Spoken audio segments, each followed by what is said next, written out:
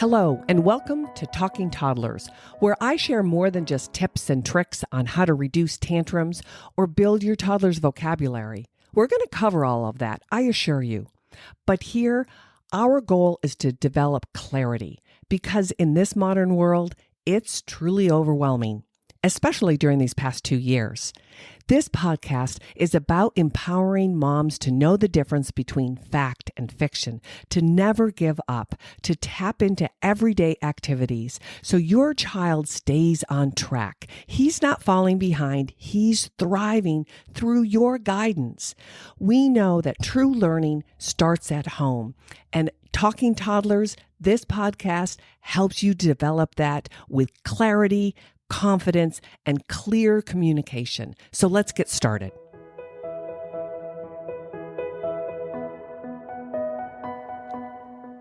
Hello, and welcome back to Talking Toddlers. I'm Erin Heyer, your host, a speech-language pathologist with 35 years of practice on the floor with the kids, with the parents, with educators, encouraging purposeful engagement with the kids, because that's how they learn best.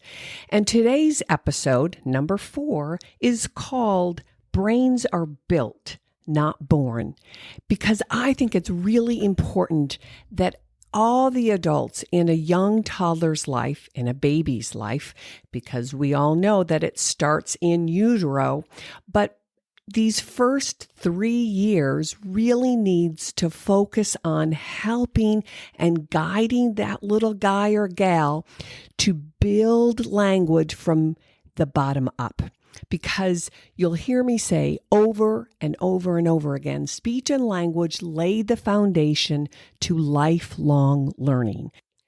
That means parents and caregivers are building this little baby, this toddler's human relationships, helping them make neuro-connections so they can relate to others and beyond.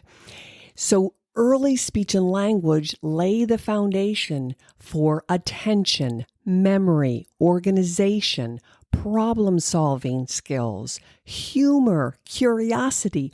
All of that is built upon these early neural connection networking through speech and language and life experiences.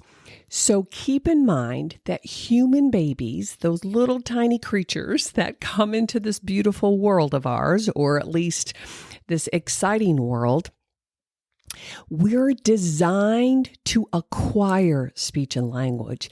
And that phrase has been used for eons in my industry, that it's speech and language acquisition. And what that really means, if you look it up in the dictionary, to acquire something is gained by one's own efforts.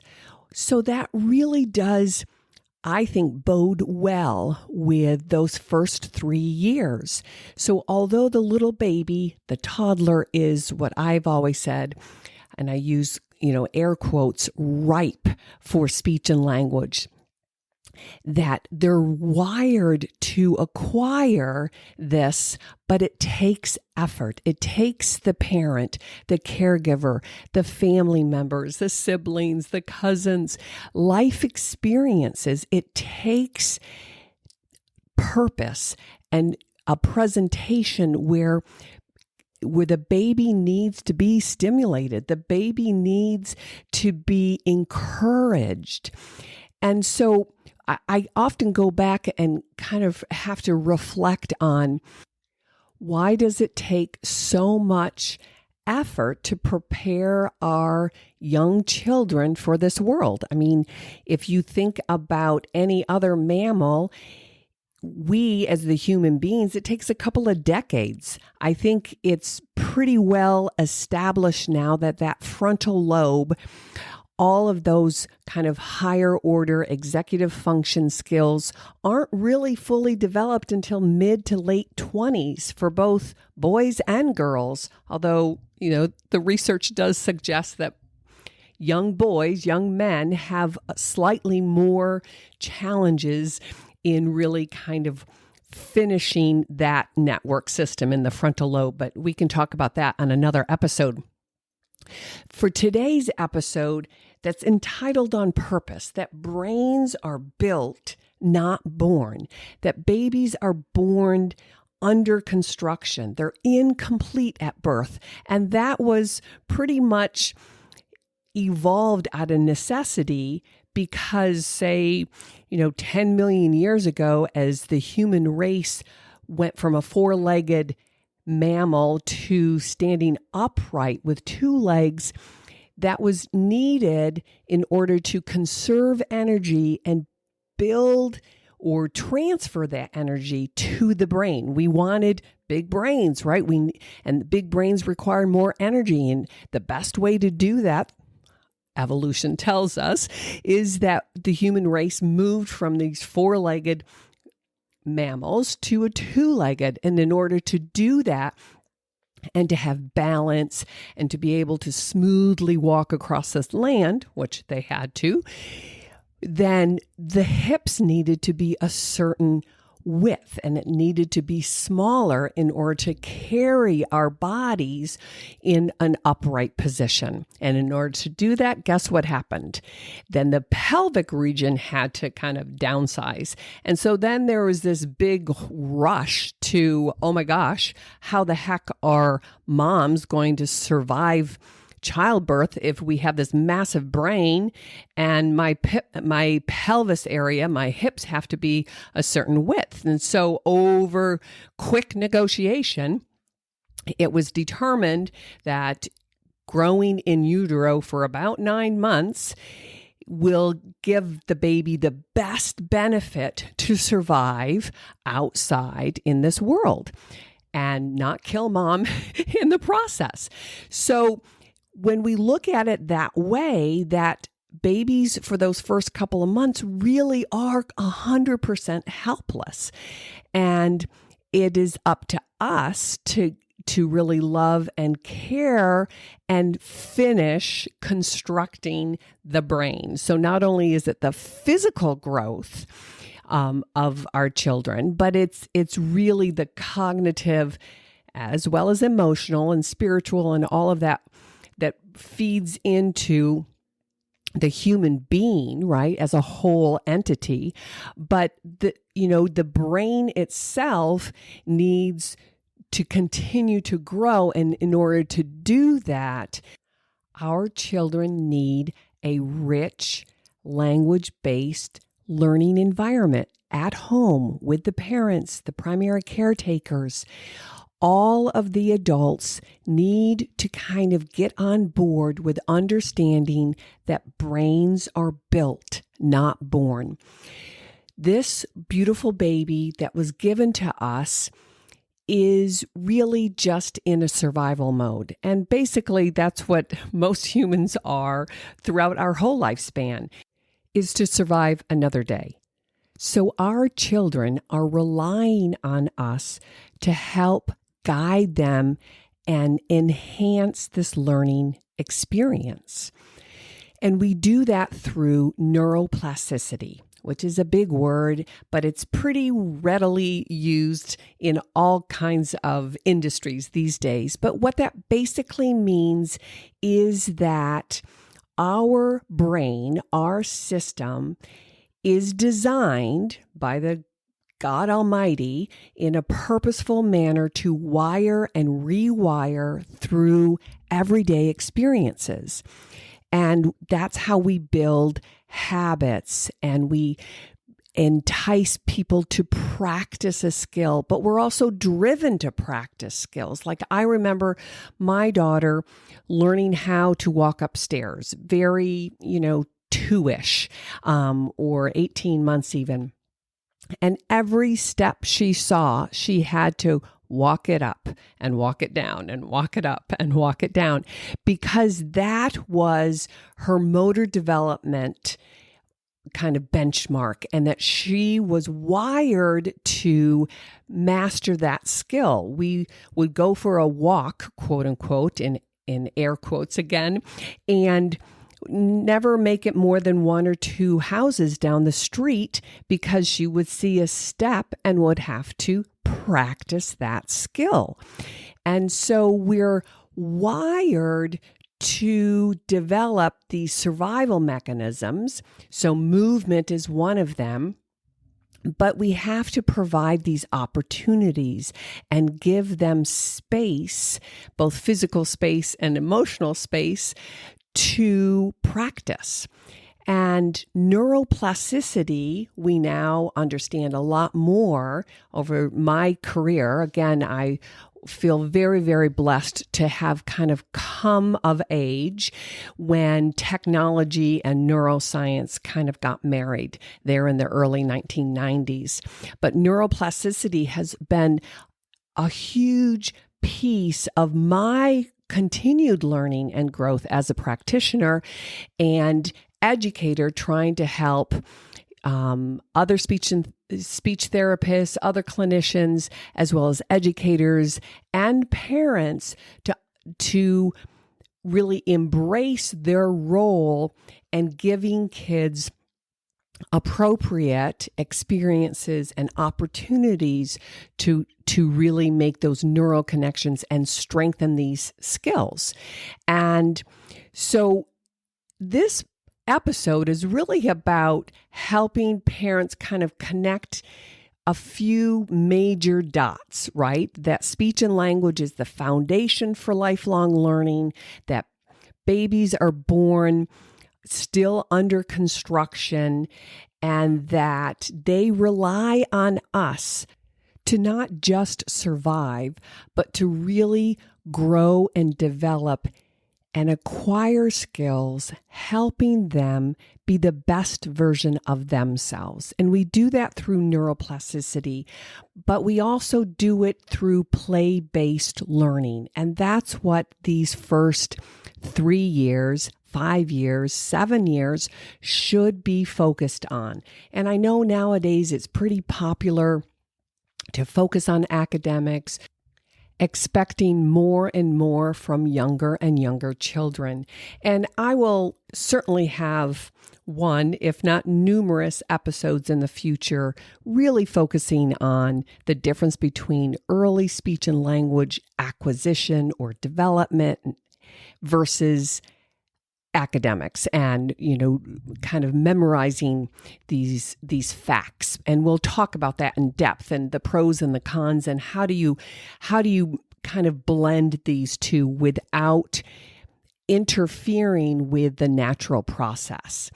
And that's what I want to talk about a little more today, is for parents to keep in mind that yes, speech and language is natural to us human beings. I mean, we're driven to verbally communicate. That is the lifeline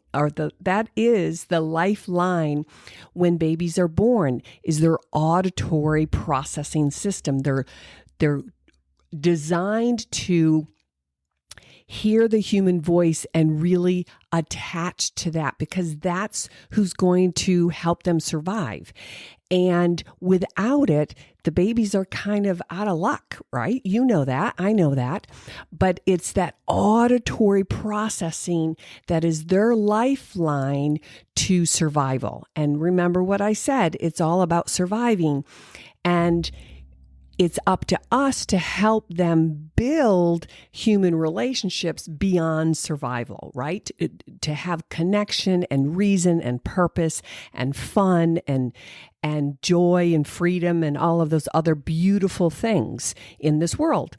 But speech and language is looked upon as natural. It should just happen. I can't tell you how many times in my 35 years of practice where I've had families come to me and say, I didn't know I was supposed to talk that much to my baby or to even my toddler. He's not really talking back to me. How do I have a conversation? I even have had at least 5, 6 reports from other speech pathologists saying that a 2-year-old or a 3-year-old wasn't appropriate for speech therapy because they weren't talking yet. And that used to just blow my mind. But the truth is, there's a lot of ignorance out there. There's a lot of misinformation, overgeneralization, and just kind of blatant distortions, I think. Not on purpose. I just think that we have these different perspectives, and parents are the ones kind of in the middle, like, who the heck do I listen to? And I know that you're even going to have different podcasters out there, again, coming from different backgrounds, saying different things. So I'm giving you my voice, my 35 years of experience, and I'm trying to kind of clear the clutter, make it more precise, or at least less conflicting. And so when we speak about early development is natural, it is that it's part of our humanness, but it doesn't mean that they do it by themselves. And it doesn't mean that they don't need us as guides and models and prompters and cheerleaders, as well as a good hard coach, right? If a child is struggling with any kind of developmental skill, it's our job, our responsibility to get down and figure out how to help them wire up and get through this process. And so when it relates to speech and language, I hear this over and over again from professionals, pediatricians, school people, psychologists, parents alike, saying, he'll figure it out. Or, they all catch up. My uncle didn't talk until he was 4. Or this is the one I hear all the time. And it's kids develop all at their own pace. It's fine. There's a lot of wiggle room. And I think those statements are very, very misleading. And I've shared this over and over again. And I always caution parents, when you hear statements, those sweeping generalizations, to be mindful that yes, some kids do figure it out by themselves. Some kids do catch up without too much, quote unquote, extra support. But we're very, very knowledgeable these days in identifying red flags early on.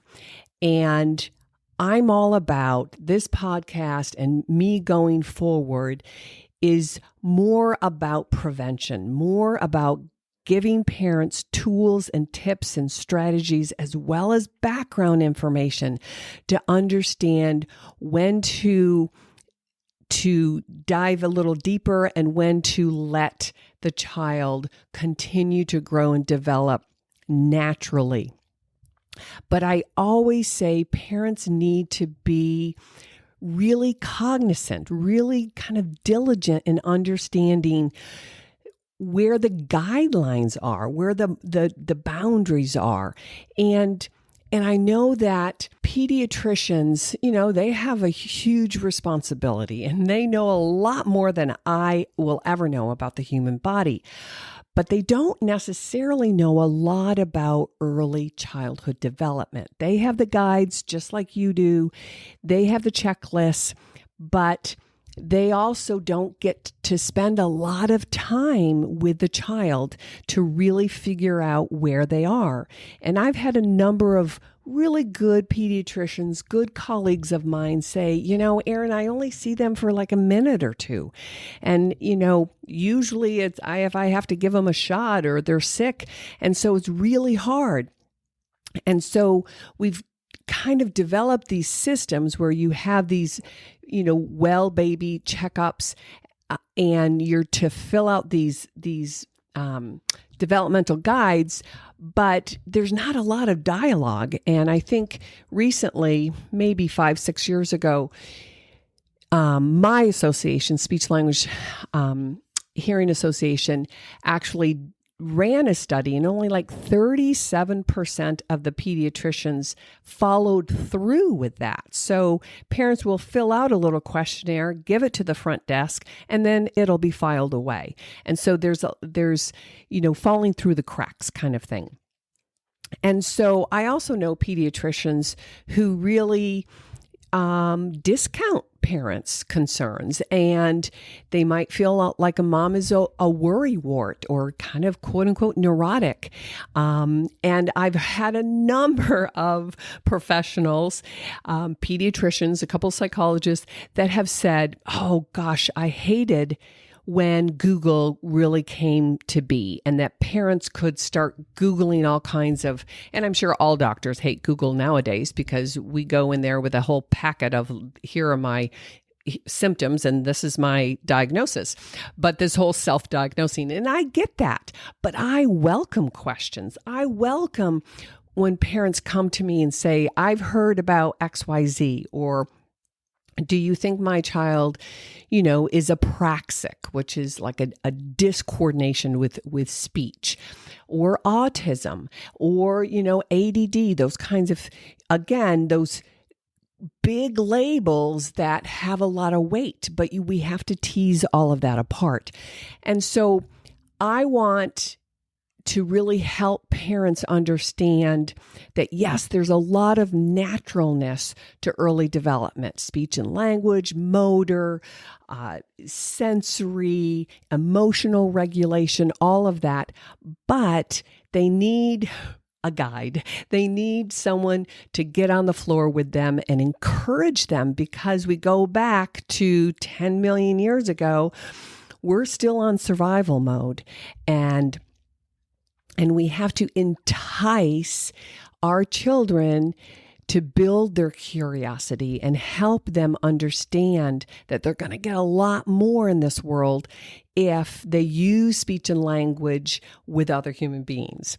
And that's a big piece to some of my early intervention when I sit down with parents and say we have a 14-month-old or a 16 or an 18-month-old, even a 2-year-old, that we have to get them to buy into verbal talking.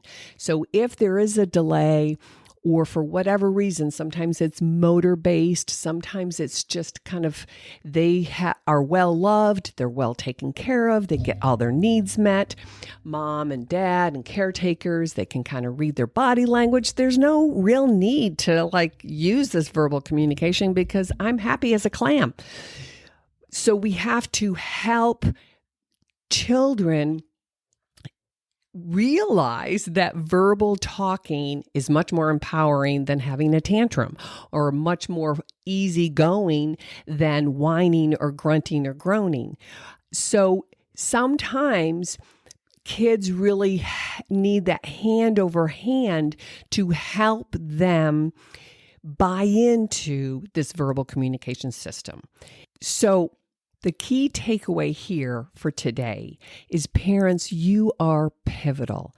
You are the number one influencer in your baby, toddler, preschooler, kindergarten, early elementary, across the whole gamut. And I'm really speaking to, parents with kids under 7, because I feel like if we can build that foundation to speech and language and really help them wire their neurological networks so they have competent self-regulation and attention and curiosity, and they're healthy physically, mentally, cognitively, then they're ready to do anything academically. And like I've said, we will talk more about teasing that apart, about what is building this strong verbal oral communication system separate from quote unquote academics. But parents, I'm really encouraging you to understand that there's this balance. Well, actually, it's not a balance. It's more like this ebb and flow, right? That a balance to me kind of gives me a visual of stagnant, right? You have a teeter-totter that's just balancing in air. But no, we want to give and take. We want to always keep moving forward. And we want to help babies and toddlers and preschoolers understand They're in it with us. Together, we build this little baby and toddler into a human being with creative thought and a great sense of humor and ability to develop relationships. And the whole idea that all kids develop at their own pace, I really don't even know what that means, because we do have developmental expectations.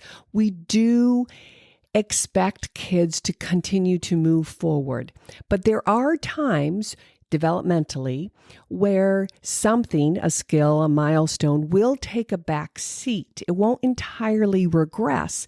But I often use the example that when a child is potty training, right? And it could be anywhere between, 2.5 to 4.5, but somewhere in there, it's not uncommon for speech and language to take a back seat. And that's when sometimes we'll see a spike in what we call disfluencies. And it's kind of like the precursor to stuttering. It's not stuttering per se. And if you find a good speech pathologist, they can differentiate that for you. But these disfluencies is because, again, there's so much growth that happens in those first 3 to 5 years that it's overwhelming for the little kid, right? Of course, I can't even imagine learning what they do, when we're in our 20s. But with that being said, it's not that uncommon for speech and language to kind of take this back seat, and disfluencies, or starting and stopping and stammering and being kind of disorganized, is because there's so much mental cognitive bandwidth trying to figure out potty training and, being able to self-regulate. And so it's not that uncommon, and it should be temporary. And that's the big thing when we look at developmental expectations and milestones moving forward, is that these markers shouldn't regress. Kids shouldn't lose skills. They will take a back seat, but it is very, very temporary. And you're going to see good days and not good days. And you want that. You want that flow. Remember, I talked that it's not a balance, but it's a flow. It's also cumulative. And so you do want to see your baby, your toddler, your preschooler building on each and every skill and really integrating these skills with speech and language and body and motor coordination, attention, focus, being able to transition, being able to understand cause and effect, or even sequence. And we'll talk about some very specific markers that can help you build, say, daily routines, and helping your child really understand, even without spoken language in the beginning, where, that first year and a half, where they just have a handful of words. But remember, the first 2 episodes, I really focused on the receptive language, all the wiring, all the learning that happens in those first 9, 12, 14 months before the baby, your toddler really starts using words for communication, for intention, or purpose.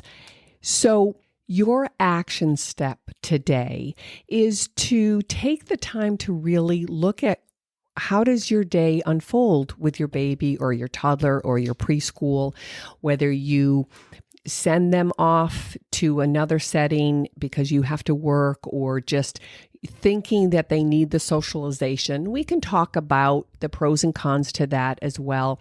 But I know that every family is kind of slowly but surely trying to get back into quote unquote normal times, whatever that means. I don't think we'll ever be back into normal times, but no matter what your circumstance is, your action step today, this week, is to really take a conscious look at the time that you spend with your baby, toddler, preschooler.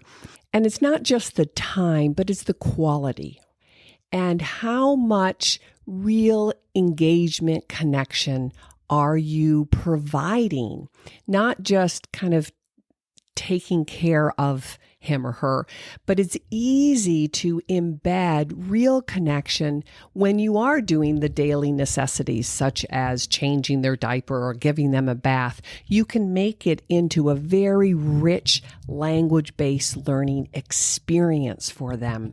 And I know we've talked a little bit about that, but we'll go in deeper of taking everyday experiences and really connecting with them during the 5 minutes, 10 minutes, 20 minutes.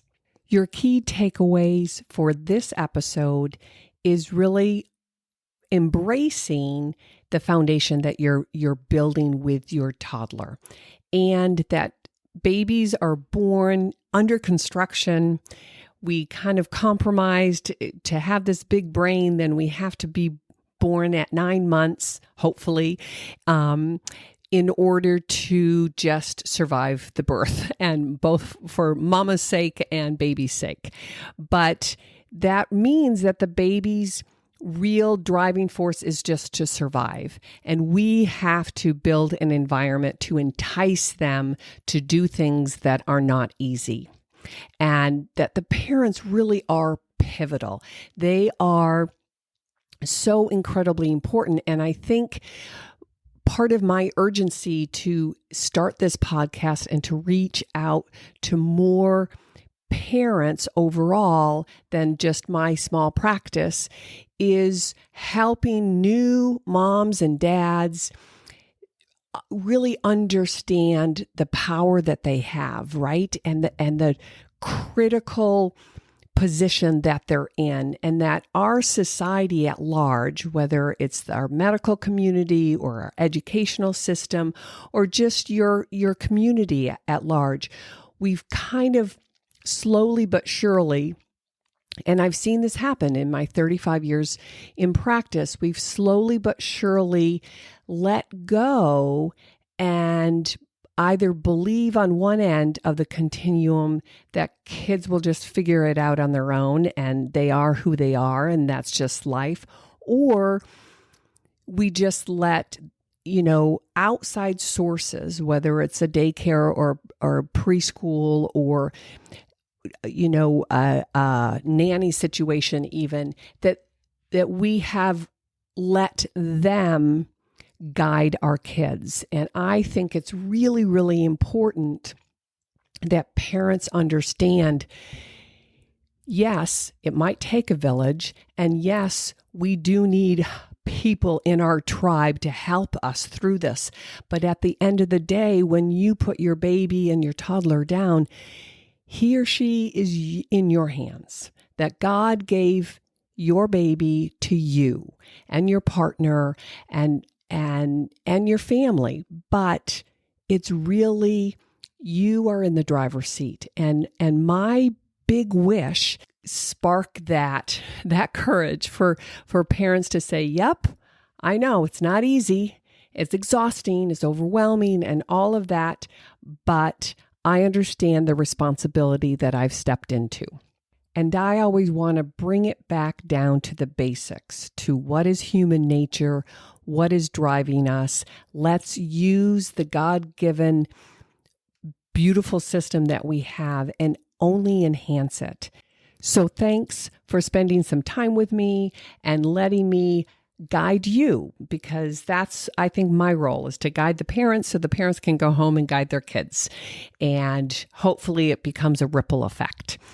But thanks for spending time with me and hearing me kind of walk through this process of why it's so important to each and every child, no matter what the family dynamics are, is that we as the grown-ups in your baby's life understand that we're the biggest influencer, we meaning the parents. And although my one and only baby is graduating from college pretty soon, so it's pretty exciting to look back at those 21, 22 years and really be grateful that I've had this experience to share with her and my husband, and it's pretty awesome. So, Talking Toddlers on Tuesdays. I'm Erin Heyer, and I look forward to next week chatting with you. Meanwhile, have fun, get on the floor, and play, play, play. Take care. Bye.